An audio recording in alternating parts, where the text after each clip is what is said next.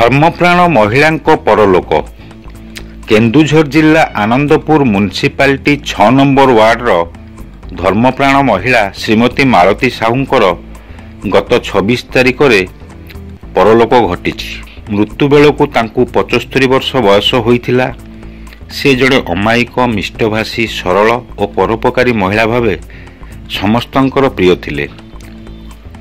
ମୃତ୍ୟୁ ବେଳକୁ ତାଙ୍କ ନିକଟରେ ପୁଅ, ବୋହୂ, ଝିଅ ଜୋଇଁ ଓ ନାତି ନାତୁଣୀମାନେ ଉପସ୍ଥିତ ଥିଲେ।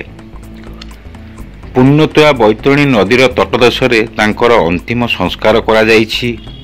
ତାଙ୍କର ଶେଷ ଦର୍ଶନ ପାଇଁ ସ୍ଥାନୀୟ ଜନସାଧାରଣ ଓ ବହୁ ମାନ୍ୟଗଣ୍ୟ ବ୍ୟକ୍ତି ତାଙ୍କ ବାସଭବନରେ ପହଞ୍ଚି ଶେଷ ଦର୍ଶନ କରିବା ସହ ପୁଣ୍ୟାତ୍ମାର ଅମର ସଦ୍ଗତି ପାଇଁ କାମନା କରିଥିଲେ। ତାଙ୍କର ମୃତ୍ୟୁରେ ସମଗ୍ର ଅଞ୍ଚଳରେ ଶୋକର ଛାୟା ଖେଳିଯାଇଛି। ସାନ ପୁଅ ଅନନ୍ତ ନାରାୟଣ ସାହୁ ମୁଖାଗ୍ନି ଦେଇଛନ୍ତି। ଆନନ୍ଦପୁରରୁ ଟୁକୁ ଜେନାଙ୍କ ରିପୋର୍ଟ, ଖୋଲା ଖବର ଟିଭି।